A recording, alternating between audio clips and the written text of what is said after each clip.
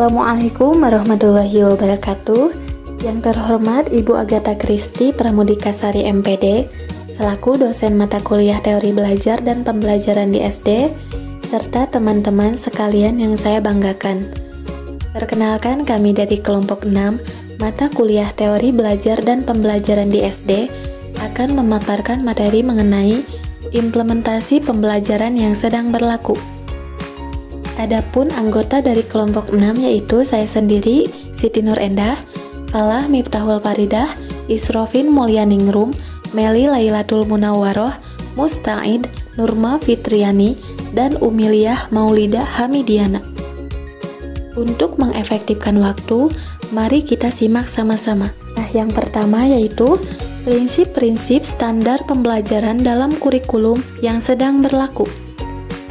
Proses pada satuan pendidikan diselenggarakan secara interaktif, inspiratif, menyenangkan, menantang, memotivasi peserta didik untuk berpartisipasi aktif, serta memberikan ruang yang cukup bagi prakarsa, kreativitas, dan kemandirian sesuai dengan bakat, minat, dan perkembangan fisik serta psikologis peserta didik.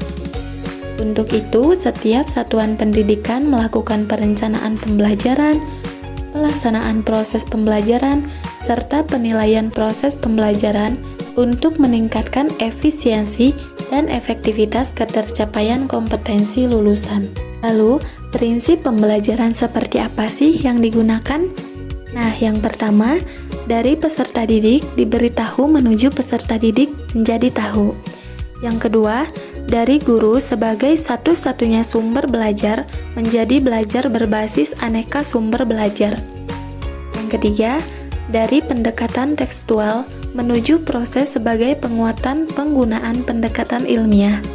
Yang keempat, pembelajaran yang menerapkan prinsip bahwa siapa saja adalah guru, siapa saja adalah peserta didik, dan di mana saja adalah kelas. Yang kelima, pemanfaatan teknologi informasi dan komunikasi untuk meningkatkan efisiensi dan efektivitas pembelajaran. Dan yang keenam, pengakuan atas perbedaan individual dan latar belakang budaya peserta didik. Poin selanjutnya, kedudukan e-learning dalam teknologi pendidikan. Munculnya alat bantu dalam berbagai bentuk teknologi pendidikan, terutama dalam pelaksanaan proses pembelajaran. Pada awal dekade 1990-an, terjadi lagi perkembangan inovasi bidang teknologi komputer yang terakses ke internet.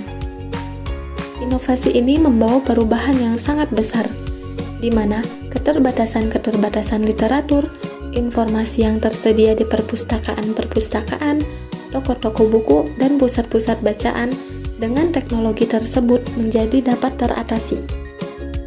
Pada sebuah situs e-learning Wikipedia 2008.21 diuraikan bahwa e-learning merupakan suatu terminologi umum yang dipergunakan untuk menunjukkan pada suatu aktivitas belajar, di mana instruktur atau siswa terpisah oleh ruang dan waktu, dan terhubungi dengan menggunakan teknologi online. Istilah e-learning dipergunakan secara silih berganti dalam berbagai konteks. Lalu, apa sih ciri dari pembelajaran e-learning? Nah, yang pertama, e-learning merupakan suatu bentuk pembelajaran yang memberi penekanan pada penyampaian informasi, komunikasi, dan pendidikan pelatihan secara online.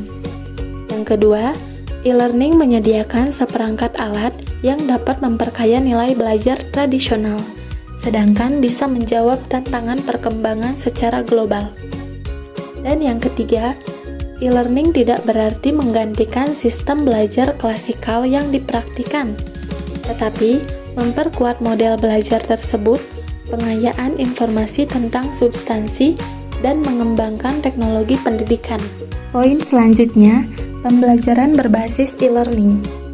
Menurut Weller and Wilson 2001, pembelajaran elektronik atau e-learning telah dimulai pada tahun 1970-an. Konsep pembelajaran berbasis komputer dan jaringan adalah suatu bentuk model pembelajaran dengan memanfaatkan teknologi web dan internet. Konsep belajar dan mengajar ini sebenarnya bukanlah barang baru, bukan juga ide ataupun pemikiran baru, bahkan sudah berkembang sejak beberapa dasawarsa lalu. Dengan demikian, secara sederhana dapatlah dikatakan bahwa pembelajaran elektronik atau e-learning merupakan kegiatan pembelajaran yang memanfaatkan jaringan internet LAN WAN sebagai metode penyampaian, interaksi, dan fasilitasi serta didukung oleh berbagai bentuk layanan belajar lainnya. Brown 2000 Visi 2001. Poin yang keempat yaitu pengembangan pembelajaran e-learning. Model pembelajaran yang dikembangkan melalui e-learning menekankan pada research-based learning, yang juga dikenal dengan learner-centered learning. Dengan model ini, peserta didik mampu mendapatkan bahan ajar dari tempatnya masing-masing, melalui personal komputer di rumah masing-masing atau di kantor.